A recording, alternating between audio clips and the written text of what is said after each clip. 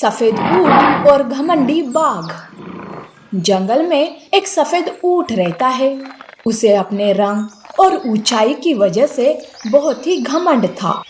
वो खुद को सर्वश्रेष्ठ समझता था। उसी जंगल में एक बाघ भी था। बाघ बहुत ही ताकतवर था। उसे भी अपनी ताकत का बहुत घमंड था।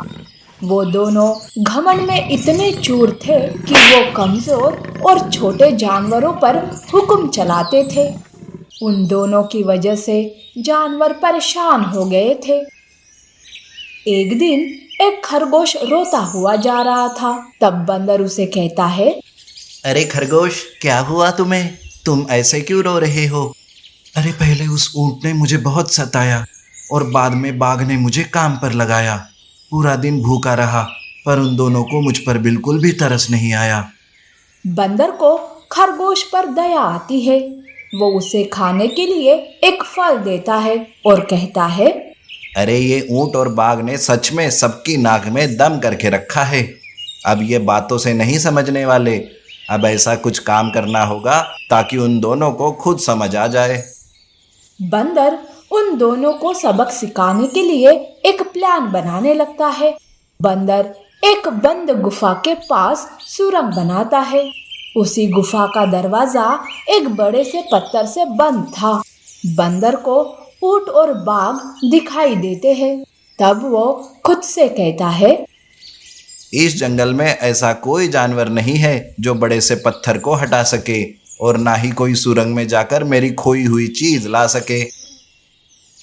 ये सुनकर बाघ कहता है, अरे बेवकूफ बंदर, तुझे मेरे जैसा ताकतवर इस पूरे जंगल में कोई नहीं मिलेगा। मेरे होते हुए आखिर तू ये सोच भी कैसे सकता है? हाँ हाँ हाँ, मुझे तुम्हारी ताकत पर बिल्कुल भरोसा नहीं है। तुम ये काम कर ही नहीं सकते। लगता है हाथी को ही बुलाना पड़ेगा इसके लिए। अरे चुप कर बंदर, बता कहाँ है वो पत्थर। मैं अभी उसे हटाकर अपनी ताकत दिखाता हूँ तुझे। बंदर बाघ को गुफा के पास ले जाता है। बाघ गुफा के बाहर का पत्थर हटाने में लग जाता है। तब ऊंट सोचता है, अगर इस बाघ ने उस पत्थर को हटा दिया तो सारे लोग मुझे कम समझेंगे। नहीं नहीं, मुझे भी ऐसा कुछ करना होगा कि जिस वजह से मेरी भी वाहवाही हो। ऐसा सोचकर ऊंट बंदर से काम मांगता है। तब बंदर कहता है, क्या तुम उस सुरंग में जाओगे?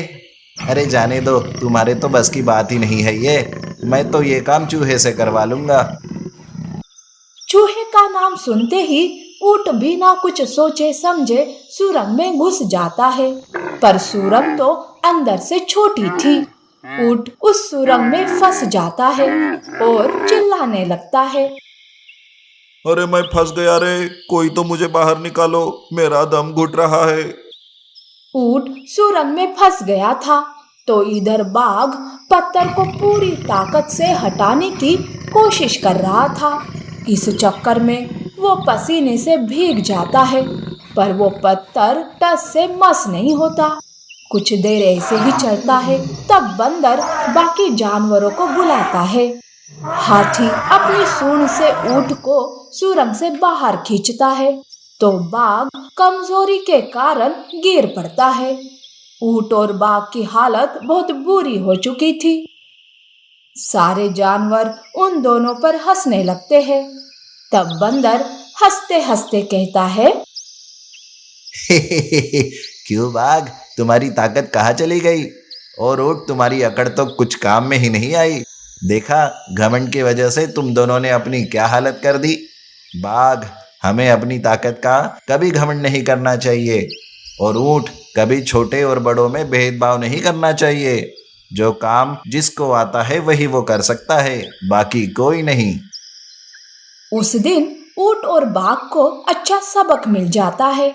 वो दोनों सारे जानवरों से माफी मांगते हैं और सबके साथ अच्छे से रहने लगते हैं।